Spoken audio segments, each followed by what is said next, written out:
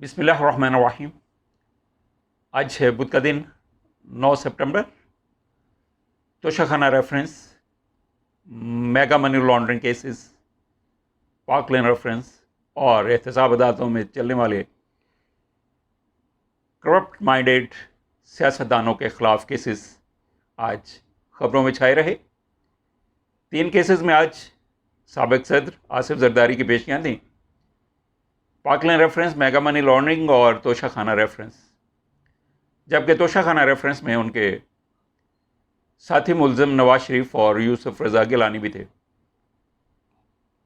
سب سے پہلے بات کرتے ہیں میگا منی لانڈرنگ کیس کی۔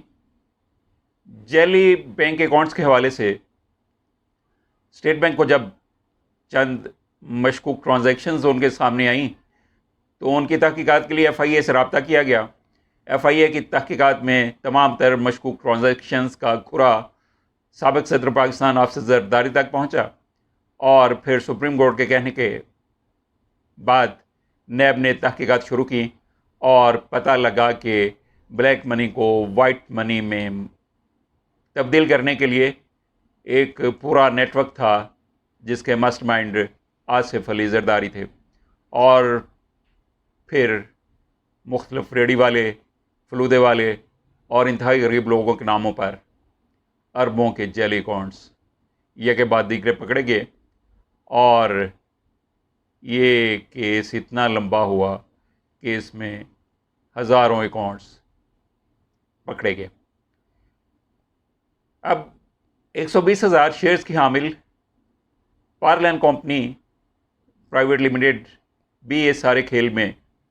ملوث نکلی، جس کے 60,000 شیئرز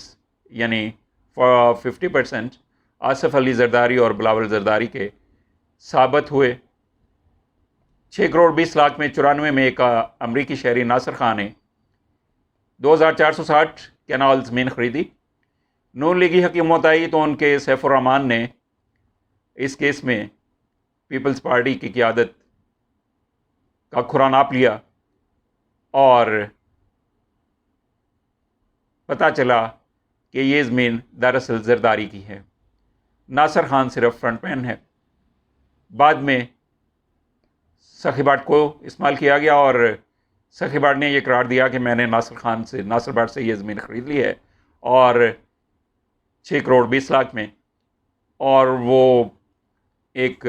تنازع پیدا کر کے عدالت میں چلا گیا اور عدالت سے یہ ریکویسٹ کی کہ یہ زمین میرے نام منتقل کرنے کا آرڈر دیا جائے۔ اور جب یہ قریب تھا کہ عدالت یہ آرڈر دیتی کہ یہ ناصر خان زمین فیصل سخی باٹ کے نام کرے، تو اس سے فوراً پہلے سخی باٹ نے کہا کہ میں نے یہ زمین بیچ دی ہے، اب یہ زمین 2,460 کینال زمین 6 کروڑ 20 لاکھ میں ہی پاک لین جو ایک کمپنی ہے اس کے نام کر دی جائے، اور لہٰذا اس طرح سے آصف زرداری اور بلاول زرداری کی کمپنی پاک لین کے نام یہ زمین منتقل کر دی گئی۔ اور پاک لین کی ہی ایک فرنٹ کمپنی بنائی گئی پھر پیسہ لوٹنے کے لیے، اور اس کے نام پہ اربوں روپے کے قرضے بینکوں سے لیے گئے، لون لیا گیا۔ اور آج جب اس پہ آصف علی زرداری اور کے خلاف فرد جرم عائد ہونی تھی تو شروع میں ہی ان کے وکیل فاروق ایچ نائک ایک درخواست لے کے آگے کہ اس میں جو ضمنی ریفرنس نیب کی طرف سے پیش کیا گیا ہے اس کو خارج کرنے کا حکم دیا جائے، کیونکہ وہ بدنیتی پہ مبنی ہے۔ جبکہ نیب کے پروسیکیوٹر مظفر عباسی فوراً روسٹرم پہ آئے اور انہوں نے کہا کہ کوئی نیا ضمنی ریفرنس تو پیش ہی نہیں کیا گیا، بلکہ مزید تحقیقات ہوئی ہیں اور ان کے نتائج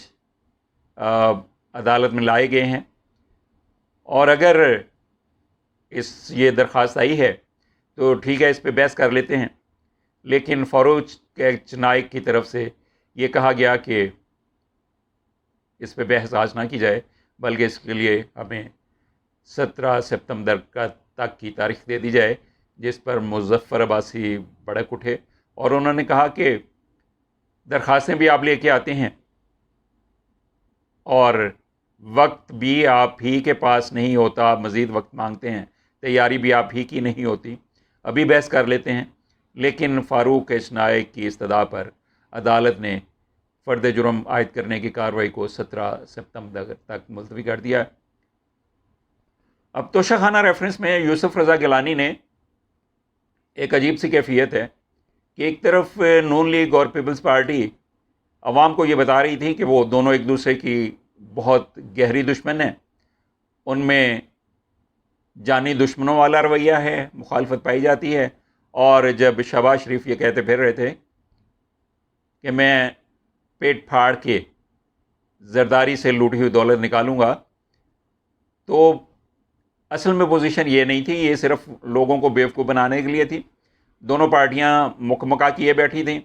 فرینڈلی اپوزیشن تھی، اور آصف علی زرداری اور گیلانی کی گورنمنٹ میں یوسف رضا گیلانی جو وزیر اعظم تھے، انہوں نے نواز شریف کو، جو کہ ان کے اصل میں تو وہ ایک ہی تھیلی کے چٹے بٹے تھے لیکن قوم کو دکھانے کے لیے کچھ اور تھے، نواز شریف کو ایک انتہائی پرتعیش گاڑی جو کہ بیرونی مہمانوں سے پاکستان کے لیے تحفتاً ملی تھی، وہ نواز شریف کو سیاسی بنیادوں پر عنایت کر دی گئی، اور اسی طرح آصف علی زرداری کو بھی توشہ خانہ سے ملنے والی، جو توشہ خانہ میں قومی ملکیت گاڑیاں ہونی چاہیے تھی غیر ملکی مہمانوں سے پاکستان کو ملنے والی، وہ اسے دے دی گئی، اور اس میں اے جی مجید اور عبدالغنی مجید اور مجید فیملی نے اومنی گروپ سے اس کی قیمت ادا کی 15% صرف، اور نواز شریف نون لیگ اور زرداری کی پیپلز پارٹی کا مکمکا ثابت ہو گیا، اور قوم کے سامنے یہ کھل کے بات آ گئی کہ یہ دونوں پارٹیاں کس طرح اپنے اپنے دور اقتدار میں لوگوں کو بیوقوف بناتی رہی ہیں ایک دوسرے کی مخالفت کر کے، جبکہ ملکی وسائل کو بے دریغ لوٹنے کے لیے یہ دونوں پارٹیاں اندر سے ایک تھیں۔ نواز شریف نے اس بیتی گنگا میں ہاتھ دھوئے اور اسی آصف زرداری سے مفادات حاصل کیے جس کی وہ رات دن مخالفت کیا کرتے تھے، اور اس طرح جب نواز شریف کو توشہ خانہ کے حوالے سے نوٹسز بھجوائے گئے، کبھی جاتی امراء، کبھی ماڈل ٹاؤن کی رہائش گاہوں پہ، تو نواز شریف کے وہاں جو رہنے والے لوگ تھے انہوں نے بتایا کہ نواز شریف جاتی امراء میں نہیں پائے جاتے، نہ ہی ماڈل ٹاؤن میں رہتے ہیں، اور اس طرح سے یہ کہا گیا کہ وہ لندن میں ہیں، اور پھر جب لندن میں پاکستانی ہائی کمیشن کے ذریعے سے انہیں نوٹس سرو کروائے گئے اور یہ کوشش کی گئی کہ وہ عدالتی کارروائی کا حصہ بنے، تو پھر بھی ان کی طرف سے جواب ندارد تھا۔ نیب پروسیکیوٹر نے یہ ساری تفصیلات عدالت کے سامنے گوش گزار کرتے ہوئے کہا کہ نواز شریف کا رویہ یہ کھل کر بتا رہا ہے کہ وہ عدالت سے تعاون کے لیے آمادہ اور تیار نہیں ہیں، اور وہ ہر صورت میں عدالت کی کارروائی کا حصہ نہیں بننا چاہتے، اور ان کا رویہ اور وہ خود عدالت کی کارروائی کا حصہ بننے سے گریزاں ہیں، لہٰذا ان کے خلاف کارروائی کی جائے۔ نیب پروسیکیوٹرز کی طرف سے کارروائی نواز شریف کے خلاف کرنے کے لیے کہا گیا، تو عدالت نے ایک بڑا فیصلہ کرتے ہوئے نواز شریف کو اشتہاری قرار دیتے ہوئے ان کے دائمی وارنٹ گرفتاری جاری کرنے کا حکم دے دیا، اور یہ بھی کہا گیا کہ نواز شریف کی منقولہ اور غیر منقولہ جائیدادیں، ان کی ساری تفصیلات بھی 7 دن کے اندر اندر عدالت میں پیش کی جائیں تاکہ انہیں اٹیچ کیا جا سکے۔ نواز شریف کی گرفتاری کے لیے بھی کارروائی شروع کرنے کا حکم دے دیا گیا۔ انور مجید، عبدالغنی مجید، یوسف رضا گیلانی اور آصف زرداری کی طرف سے اپنے خلاف فرد جرم روکنے کے لیے حد الوسع کوششیں کی گئیں، لیکن یہ تمام تگ و دو بیکار ثابت ہوئی، اور عدالت کے جج اعظم خان نے ان تمام پر فرد جرم عائد کر دی، اور 3 گواہان کو نیکسٹ ہیئرنگ پہ طلب کر لیا گیا ہے۔ 24 سپٹمبر کو گواہان وہاں پیش ہو کر ان لوگوں کے خلاف اپنی گواہیاں عدالت میں دیں گے۔ दायमी वारंट गिरफ्तारी के हामिल इश्तहारी सजा याफ्ता मुजरिम नवाज शरीफ का केस अलहदा कर दिया गया है। अब उनकी मनकूला और गैर मनकूला जायदाद की कुर्की का मामला आगे बढ़ाया जाएगा। जबकि साबिक वज़ीर आज़म यूसुफ रज़ा गिलानी ने तोशाखाना रेफरेंस में आइन की आर्टिकल 248 के तहत अपने अदालती इस्तिस्ना की बात उठाई और उनके हवाले से कहा गया कि चूँकि उन्होंने ये काम बतौर वज़ीर आज़म किया था, लिहाजा उन्हें आइनी इस्तिस्ना हासिल है और उनके ख़िलाफ़ कोई कार्रवाई नहीं हो सकती। तो उस पर उन्हें बताया गया कि ये इस्तिस्ना सिर्फ उस वक्त तक के लिए था जब तक वो वज़ीर आज़म के ओहदे पर फाइज थे, उसके बाद उन्हें किसी तरह का भी कोई इस्तिस्ना हासिल नहीं। जिस पर यूसुफ रज़ा गिलानी ने कहा कि उन्होंने तमाम तर मामला आइन और कानून के ज़रिए और उसके तहत किए हैं और ये समरी उन्हें टॉप ब्यूरोक्रेसी की तरफ से भेजी गई थी और अगर इसमें कोई गैर कानूनी बात होती तो ब्यूरोक्रेसी कभी इस तरह की समरी ना भेजती, लिहाजा वो इसमें बेगुनाह हैं। जिस पर अदालत ने उन्हें कहा कि इस वक्त मौका सिर्फ ये है कि आप फ़र्द जुर्म कबूल करें या उससे इनकार करें। अभी मेरिट्स पे बात नहीं हो रही, जब मेरिट्स पे बात होगी तो आपको पूरा मौका मुहैया किया जाएगा सफाई के लिए। अब आसिफ अली जरदारी जब पेश हुए तो उनके साथ आसफा भुट्टो और फरहाल तालपुर भी मौजूद थी। समाअत के आगाज़ पर ही जरदारी के वकील फारूक एच नाइक की तरफ से तवालत और प्रोलांग करने के लिए केस को कोशिश की गई और फ़ौरन ही कह दिया गया कि उन्हें बरी किया जाए, क्योंकि ज़िम्नी रेफरेंस जो है वो बदनीयती पे और सियासी अनाद पर मबनी है और ये केस खारिज कर दिया जाए। लेकिन मुज़फ़्फ़र अब्बासी जो कि नए प्रोसिक्यूटर हैं, उनकी मुखालफत और शदीद अंदाज की वजह से फारूक एच नाइक अपनी बात पे ज़ोर ना दे पाए। जब मुज़फ़्फ़र अब्बासी ने उनकी सारी प्लानिंग आश्कारा कर दी अदालत पे कि ये नई नई दरख्वास्तें लेके आ जाते हैं, तैयारी भी नहीं करके आते, टाइम भी मांगते रहते हैं और इस तरह से इनकी कोशिश है कि इस केस को ज़्यादा से ज़्यादा लंबा खींचा जाए और अब ये 17 तारीख मुकर्रर करने के लिए कह रहे हैं, जिस पर जज ने फ़ारूक एच नाइक से इस्तफ़सार किया कि क्या वो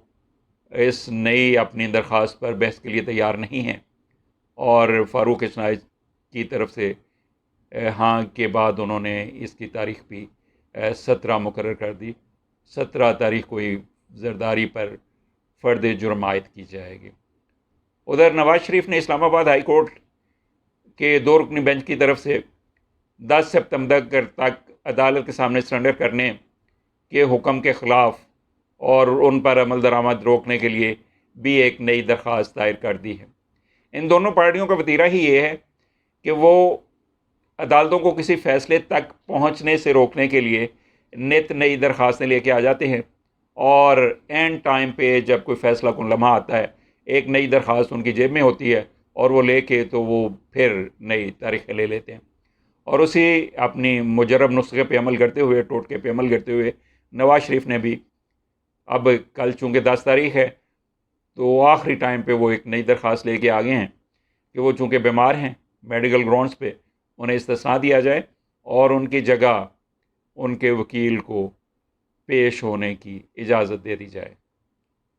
और ये मेडिकल रिपोर्ट भी उनके अपने पर्सनल डॉक्टर की तरफ से है। पाकिस्तानी हाई कमीशन को भी इन्वॉल्व करने की कोशिश नहीं की गई और कहा गया है कि इसी को ही एक्सेप्ट कर लिया जाए, ये जैसी भी दरख्वास्त है। इस्लामाबाद हाई कोर्ट का 2 रुकनी बेंच एवनफील्ड, फ्लैगशिप और अल-अज़ीज़िया रेफरेंसेस में एहतसाब अदालतों के फ़ैसलों की समाअत के मौका पर नवाज शरीफ को 10 सितंबर तक अदालत के आगे सरेंडर करने का पहले ही हुक्म दे चुका है। और इस तरह से ये दोनों पार्टियां जो अशरों तक पाकिस्तान के वसाइल को शेर मादर समझ कर लूटती रहीं, हड़प करती रहीं और अपने तिजोरियाँ बढ़ती रहीं, गैर मुल्की बैंकों में अपने अकाउंट्स में ढेरों दौलत इकट्ठी करती रहीं। आज जब उनका एहतसाब हो रहा है तो वो कोई ना कोई बहाना तलाश करके महंगे दामों